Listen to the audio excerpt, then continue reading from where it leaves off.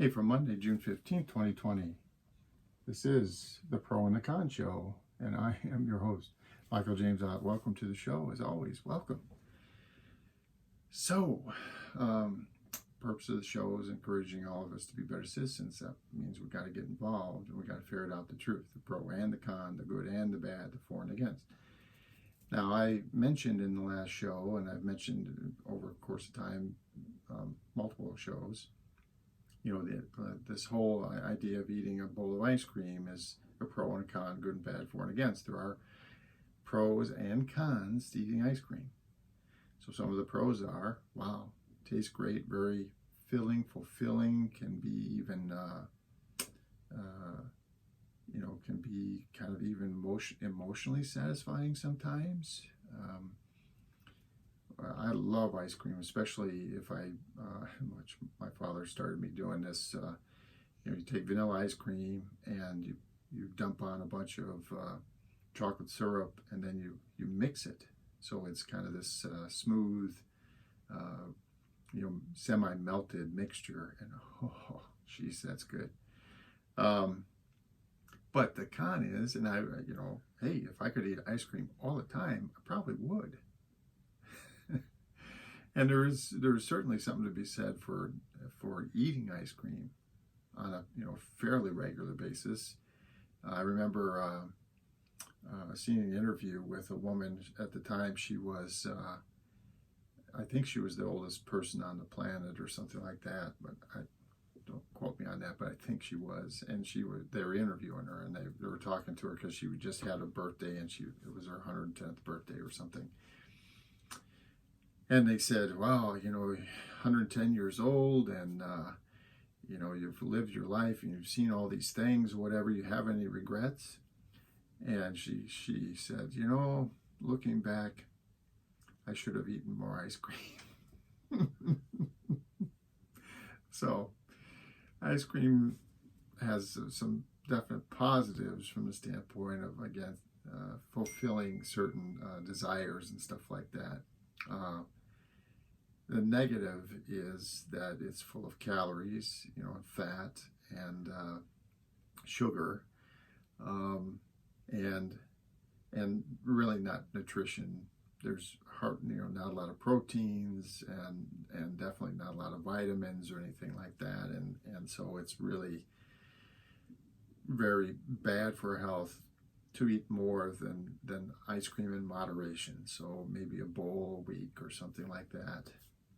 Or maybe if you would like to have some every day, just a very small portion, just a quarter of a cup or something every day, or whatever, something that would be moderate. But anyway, a pro and con, good and bad, for and against. Hence the name of the show, the Pro and Con Show. Well, today's show is I want to talk about obesity. And of course, ice cream can contribute to obesity, as can. I want you to look at this picture. Now, I came home, to show this. I came home last night, and a bunch of these little tiny pies were sitting on the countertop in my kitchen.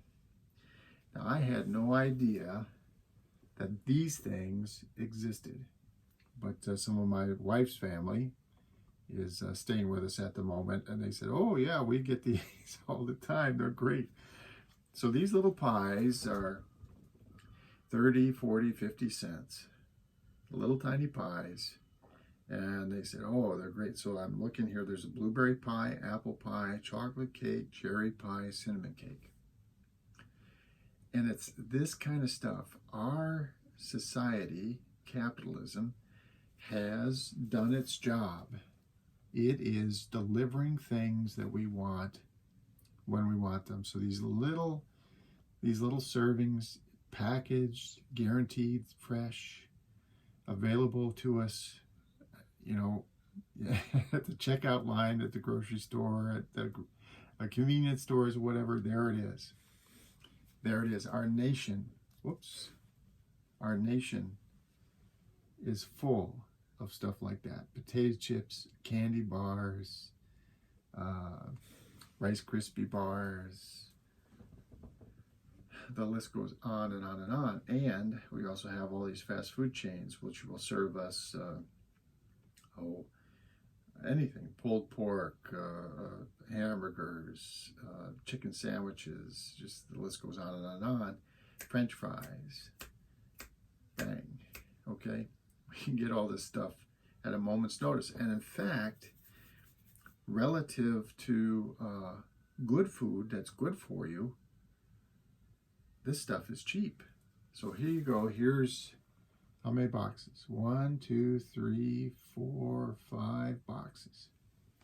Less than $3. Less than $3. And from this perspective of getting a ton of calories and stuff like that, now not a whole lot of positive nutrition, but from the perspective of getting, calories and whatnot, $3. I bet it's 3,000 calories here in this picture. $3. Now, if I were to want to go and eat some good food, so for example, I'm a member of Sam's Club, so we go periodically and we pick up, there's a vegetable melody, and so there's some carrots, cauliflower and broccoli, and they're in this bag, and we bring them home and steam them, and the bag, I think, is like $4.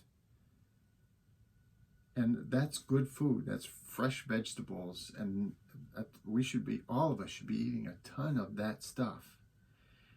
But that stuff, I go to Sam's Club, I get it, I bring it home. We have to cook it and eat it within a few days. Otherwise, it spoils. It's fresh vegetables. So they're expensive and they don't last. These things here, I see dates here. These things were purchased in the first part of June.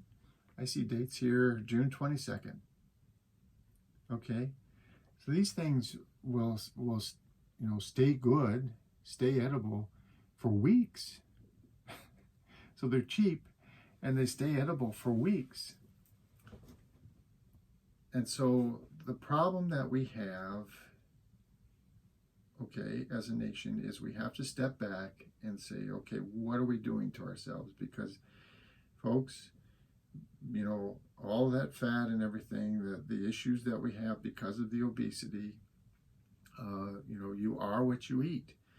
And we are killing ourselves, and we're costing ourselves. You hear about all the arguments over healthcare and how much it costs, and the exploding cost of healthcare. It's because we're killing ourselves eating stuff like this. So we're saving money. Oops, I didn't mean to. I don't know where that came from. But we're saving money. We're saving money on the food that we're eating, but we're spending it and then some, and also all the personal, frustration and pain and suffering that we go through because our health is so bad. We're paying for it.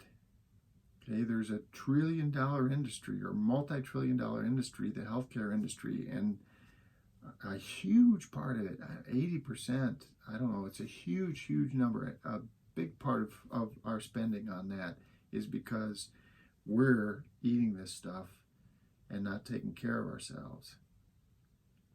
Obesity is literally killing us. We are eating ourselves to death.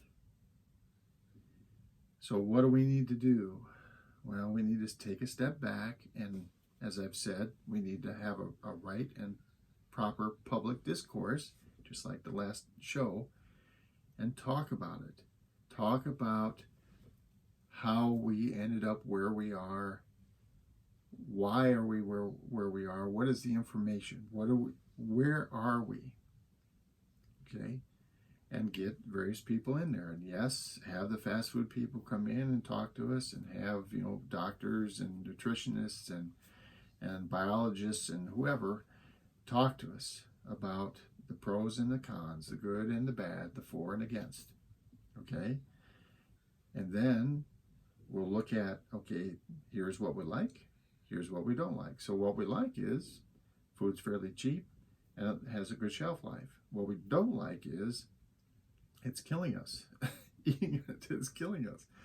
So what do we do to make food, that's good for us, hopefully that we still enjoy, but it's good for us, affordable, and good shelf life and everything? How do we make it easy to eat that for everybody, so that we all get rid of all this excess weight that we're carrying around, and our health greatly improves, and all of the suffering and stuff, I mean, there'll still be some suffering, but the vast majority of the suffering that all of us feel, diabetes and heart disease and liver disease and kidney disease, and it just goes on and on and on. The list of all the things, arthritis, I mean, having all of this fat, it's an inflammatory. Oh, and the fatality rate from COVID-19, the novel coronavirus,